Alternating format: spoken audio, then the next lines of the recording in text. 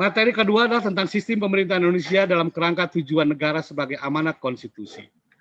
Nah, bahwa tujuan negara itu amanat konstitusi kita buktikan benar apa enggak gitu ya, ada dalam konstitusi apa enggak. Karena ini adalah amanat yang harus dijalankan oleh para penyelenggara negara ataupun penyelenggara pemerintahan. Kita lihat dalam pembukaan tuh jelas di sini sebutkan di sini bahwa ada di sini tujuan dan kewajiban negara. Ini amanatnya di sini. Kalau saya membaca Undang-Undang Dasar 45 ini, kalau saya gambarkan dalam sebuah skema, mungkin beginilah. Ya, gambarnya kayak gini. Bahwa tujuan negara sebagai amanat konstitusi jelas termuat dalam Undang-Undang Dasar 45 dalam pembukaan. Di sini disebutkan bahwa kita ini ingin membangun sebuah negara yang merdeka, bersatu, berdaulat, adil, dan makmur. Tentunya untuk menjalankan cita-cita ini perlu dibentuk pemerintahan negara. Dan kepada negara, ya, pemerintahan negara yang bagaimana? Yaitu pemerintahan negara yang mampu melindungi segenap bangsa dan seluruh tumpah darah Indonesia. Pemerintahan negara yang mampu mensejahterakan umum, memajukan kesejahteraan. Pemerintahan negara yang mencerdaskan kehidupan bangsa. Dan pemerintahan negara yang turut melaksanakan ketertiban dunia.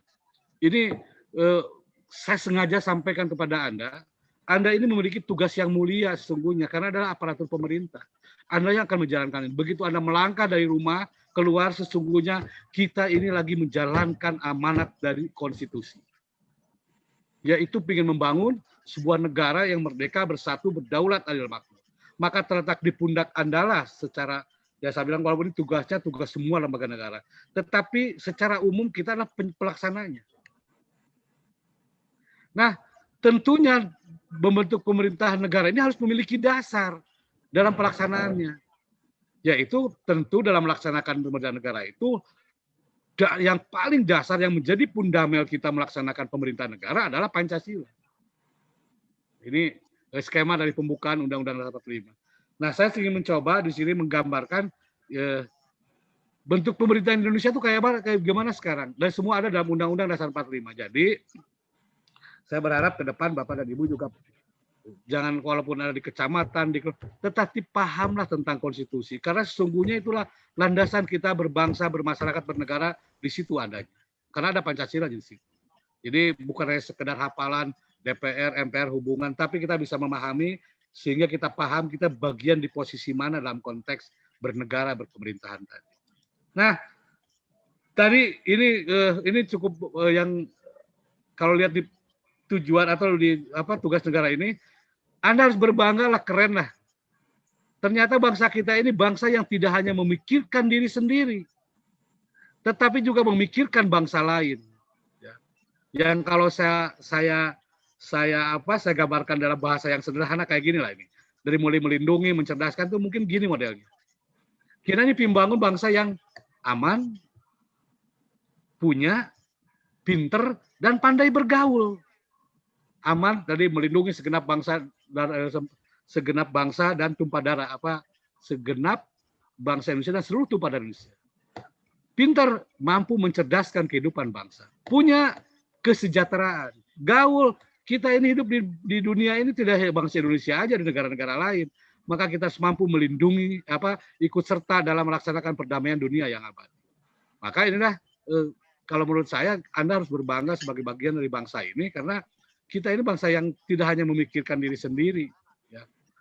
Bangsa yang keren lah kalau menurut saya karena memikirkan bangsa lain. Bahkan mungkin ada sebuah nilai yang luar biasa yang saya ulangi di sini. Para pendahulu bangsa kita ini termasuk orang-orang yang hebat, mengajarkan kita supaya tidak sombong. Anda perhatikan di sini di alinea ketiga.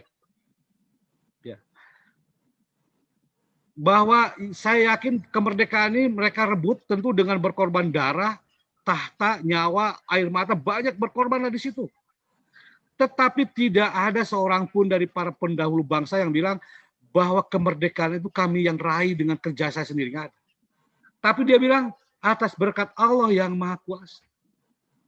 Ini mengajarkan kita untuk tidak. Mari kita refleksi ke zaman sekarang. Banyak banget orang ngomong mun eueuh aing kalau nggak ada saya moal jadi dah si eta. Ini kondisi faktual di lapangan sekarang ini. Jadi luar biasa kalau menurut saya. Nah, untuk itu tadi sampai di sini, maka kita harus memahami bagaimana sistem pemerintahan negara kita supaya kita punya panduan. Nah, ini kok hilangnya gambarnya ini. Baik, ya. Bahwa tentu pertama kita harus melihat sejak ada perubahan Undang-Undang Dasar 45 gimana prosesnya di sini. Pertama, pokok-pokok dari perubahan Undang-Undang Dasar 45 itu mereduksi kewenangan MPR. Dulu sebelum dirubah kedaulatan di tangan rakyat dan seluruhnya dilaksanakan oleh Majelis Permusyawaratan Rakyat. Sehingga nggak ada lagi yang tersisa di rakyat. Karena sudah diwakili oleh MPR. Padahal kita tahu persis MPR zaman dulu ada yang dipilih, ada yang tidak dipilih. Ada utusan golongan, utusan daerah yang merupakan representasi daerah. Yang kedua, tidak mengenal lagi lembaga negara tertinggi dan tinggi negara. Kedudukannya lembaga negara dari fungsi dan kewenangan yang diberikan. Jadi yang namanya lembaga negara pada prinsipnya setara lah. Yang ada dibangun adalah bagaimana prinsip check and balances antara lembaga negara tadi saling mengontrol tadi. Bagaimana hubungan presiden dengan DPR, hubungan DPR dengan ini gitu ya. Ini hanya tergantung dari fungsi-fungsinya. Tetapi happy-nya tetap karena kita presidensial, happy-nya ada di presiden gitu. Sebagai negara yang sebagai kepala negara juga kepala pemerintahan. Yang keempat ada pembatasan kekuasaan presiden sekaligus penguatan fungsi DPR. Ini mungkin yang agak berbeda di sini. Pembatasan dulu presidennya sangat kuat banget waktu itu. Tetapi ada penguatan fungsi DPR. Sayangnya penguatan fungsi DPR ini tidak dibarengi dengan penguatan kapasitas anggota-anggotanya. Sehingga sering terjadi korupsi berjamaah lah dan lain sebagainya. Ini realita yang ada di sekarang. Kemudian yang ketiga adalah ada ya tadi penguatan sistem presidensial di sini. Dan ada membentuk Mahkamah Konstitusi yang diberi kewenangan menguji prinsip ini bumper bagus untuk menjaga undang-undang dasar kita sehingga tidak mudah dirubah-rubah, tapi harus ada Mahkamah Konstitusi tadi sehingga kalau ada undang-undang yang bertentangan bisa diajukan ke konstitusi. Jangan sampai ada undang-undang bertentangan dengan undang-undang dasar. Dan ada pembentukan DPD, ini menghapus DPA dan DPD. Ada beberapa yang dihapus. Ini pokok pemerintahannya. Nah, dalam implementasinya secara real mungkin ada 7 kunci pokok dalam sistem pemerintahan itu. Yang pertama, kita jelas, Indonesia adalah negara hukum, bukan negara kekuasaan belaka. Ini harus dipahami oleh cuman implementasinya tentu ini yang harus dijaga. Jangan sampai orang tuh banyak istilah-istilah yang muncul di masyarakat, tumpul ke atas, tajam ke bawah, ya. Kemudian ada bilang KUHP singkatan kasih uang habis perkara gitu ya. Terus ada lagi bla bla bla bla lah. Ada yang kalau hakim hubungi aku kalau ingin menang. Ini sebenarnya tadi hal-hal yang muncul di persepsi masyarakat. Jangan-jangan ini benar apa yang dikatakan selama ini dalam candaan-candaan tadi. KUHP kasih, tentu ini juga harus menjadi tanggung jawab kita bagaimana hukum menjadi panglima dalam penyelenggaraan pemerintahan negara ini. Bersifat konstitusional, tidak absolut. Ya. Kita memiliki Undang-Undang Dasar 45 yang menjadi guide, pedoman bagi bangsa kita, pemerintahan negara untuk menjalankan. Tidak mutlak di satu orang untuk menjalankan negara. Yang ketiga yang harus dipahami adalah kekuasaan negara tertinggi di tangan rakyat. Maka sebagai konsekuensinya presiden dan wakil presiden juga dipilih langsung. Kalau dulu kan di MPR, ya rakyat tapi dilaksanakan. Sekarang semua di rakyat. Presidenlah pemegang kekuasaan pemerintahan negara. Ya. Presiden tidak bertanggung jawab kepada DPR, tetapi DPR dapat mengusulkan, ya impeachment. Dia tidak bisa dan prosedurnya tidak mudah. Dia harus mengajukan, harus 3/4 sidang hadir, kemudian di sidang di MPR, sudah ada putusan MPR juga tetap harus dikaji oleh Mahkamah Konstitusi sehingga muncullah diuji dulu Mahkamah Konstitusi dan putusan akhirnya tetap di MPR. Apakah dia bisa berhenti atau tidak? Menteri Negara adalah pembantu presiden, maka sangat wajar lah kalau dulu pernah beberapa kejadian yang DPR ngomong berhentikan dong menteri itu, nggak ada kewenangan itu.